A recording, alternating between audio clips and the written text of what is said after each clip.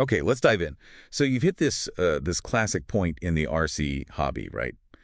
Your Tamiya Brat build is almost done, looking good, and you've smartly upgraded the speed controller, the ESC, to something modern, like a Hobbywing Quick Run 1060. Yeah, a very common and solid upgrade. But then, you realize the new ESC has that Dean-style T-plug, Mm-hmm. and your trusty NIMH battery, still rocking the old-school white Tamiya connector. Feels frustrating, yeah. Well, actually, it's interesting you say frustrating because I see it differently. It's not really a roadblock. It's Yeah. more, well, it's a pivotal moment, really. Almost like a rite of passage for someone getting deeper into RC. A rite of passage, I like that. From just building to, like, really getting into the nuts and bolts. Exactly. You're moving from just assembling to actually being a hobbyist who understands the system. Okay, so that's what this deep dive is about then. Yeah. Taking that challenge, that connector mismatch, and turning it into, well, an opportunity. Precisely. We'll dig into why this happens, why the connector itself is so darn important. Yeah. And then lay out the three main ways you can solve it. We'll focus quite a bit on that third way, the hobbyist's path. Gotcha. So let's start with the basics. Why does this little plastic connector matter so much for the Tamiya Brad or any RC car? Fundamentally, it's all about electrical resistance, that connector. It's the main gateway for power from your battery to the ESC and motor. Okay. A bad connector, or one with high resistance like the old Tamiya style, acts like a bottleneck. It causes voltage to drop, meaning less power actually reaches your motor. So slower speeds, less punch. Exactly. And worse, that resistance generates heat. Wasted energy, basically cooking off your battery power and potentially even damaging your ESC or battery over time. An is definitely the enemy. So this mismatch, the Deans on the ESC, Tamiya on the battery, is this common or did you just get unlucky? Oh, it's incredibly common, almost like an industry lottery sometimes. Right. Yeah, manufacturers like Hobbywing, they make these ESCs for a huge global market. So that Quick Run 1060, it might ship with a Dean's plug or a Tamiya plug or even an XT60, depending on who they're selling it to. So you got to check the specs before you buy. It's a good habit to get into, definitely. Okay. First lesson in compatibility. Makes sense. So talking about these different plugs, Mm-hmm. how do they compare? You mentioned the Tamiya's high resistance. Yeah, think of that Tamiya plug like trying to fill a swimming pool with a tiny garden hose. It really chokes the power, maybe only good for 15 amps or so. It can literally melt if you push too much power through it. Yikes.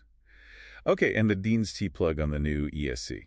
That's more like a fire hose in comparison. Good for up to 60 amps. Huge difference in how much power your motor can actually draw. It was a big step up. So Dean's is way better, but I've heard they can be difficult. Oh, yeah. They're notorious for being tough to unplug, especially after a run when things are warm.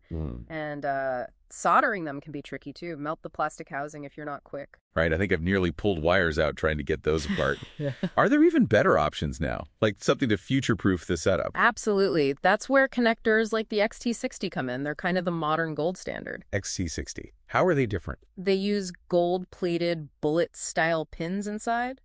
Very low resistance, much easier to grip and pull apart, and honestly, a bit more forgiving to solder than Dean's. Interesting. So this whole problem, it's not just fixing a mismatch, it's maybe a chance to upgrade the whole power system. That's exactly it. The effort to solder a Dean's plug isn't much different from soldering an XT60, so why not upgrade both the battery and the ESC connector to XT60s?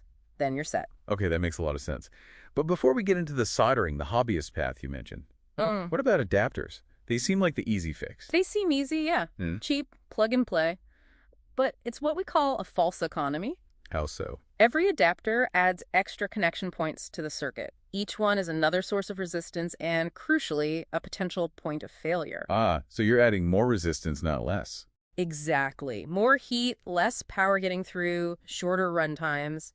They're okay for maybe temporary bench testing, but definitely not a good permanent solution for your brat. Gotcha. So adapters are out for serious use. What about just paying someone?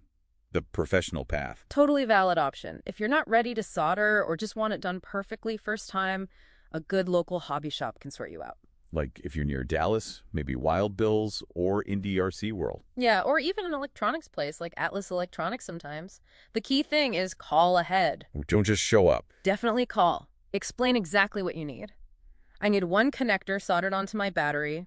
Ask the cost. It's usually just a small bench fee, maybe $5, $10, $15. Okay. And check how long it'll take. A quick call saves a wasted trip. Good tip.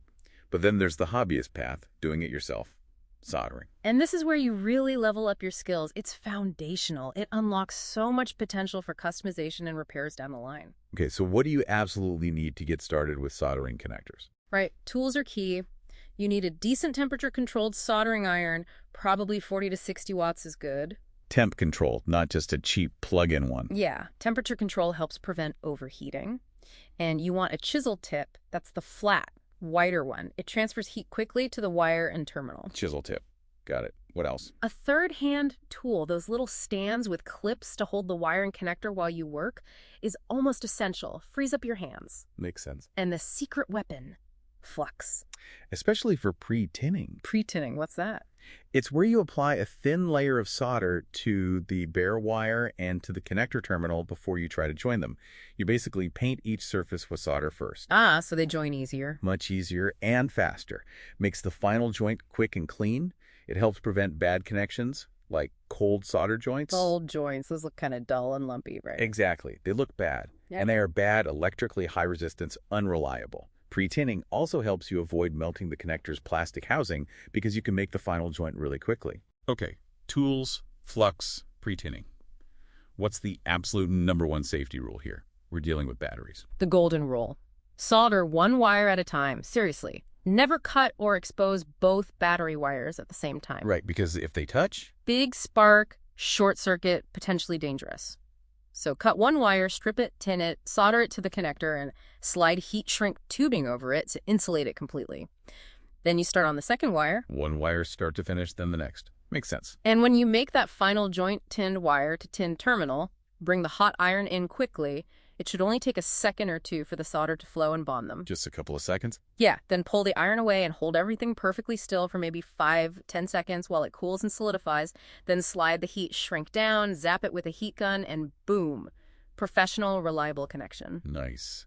So, stepping back, this whole connector issue, it really is more than just fixing a problem, isn't it? It really is. It's that aha moment. It shows you how these seemingly small hurdles in the hobby or even just in life are actually chances to learn a new skill, to optimize things, and to understand systems better. From a frustrating mismatch to actually improving your car and your own skills. Exactly. It's not just about making the brat run. It's about becoming a more capable hobbyist. That's the real takeaway.